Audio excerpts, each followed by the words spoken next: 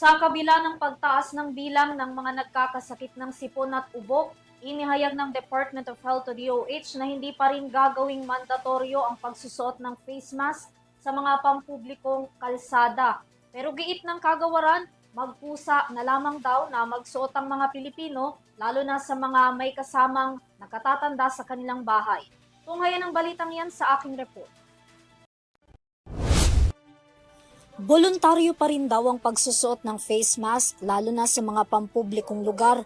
Yan ay sa kabila ng dumaraming bilang ng mga nagkakasakit na karaniwang sinisipon, inuubo at tinatrangkaso.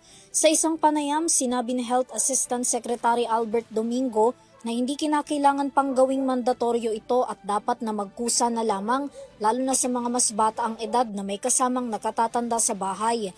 Inalis din ng DOH ang pangamba ng publiko hinggil sa super flu na laganap ngayon sa ibang bansa.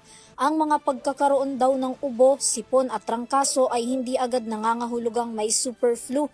Sumasabay lamang daw ito sa nararanasang malamig na panahon ngayong Enero kaya't normal ang pagkakasakit. Posible raw na ang pagkakaroon ng sipon ay allergy na makukumpirma kung makati ang mata o ibang bahagi ng katawan. Ang super flu raw ay isang uri ng influenza A o trangkaso na hindi na bago sa Pilipinas. Nagmumukha lamang daw itong kakaiba dahil sa pangalan na kada taon ay nag-iiba ang anyo. Parehas lamang din daw ito sa subclade A. Nilinaw rin ni Asek Domingo na hindi nakamamatay ang pagkakaroon ng trangkaso na may kasamang ubo, sipon at pananakit ng katawan.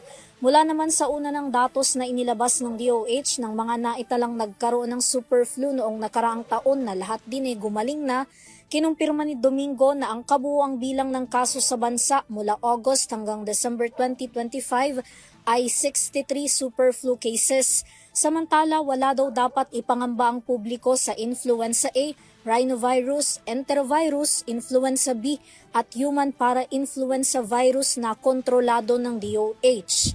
Para sa EuroTV News, Vanessa Cleofas, sumasaludo sa bawat Pilipino.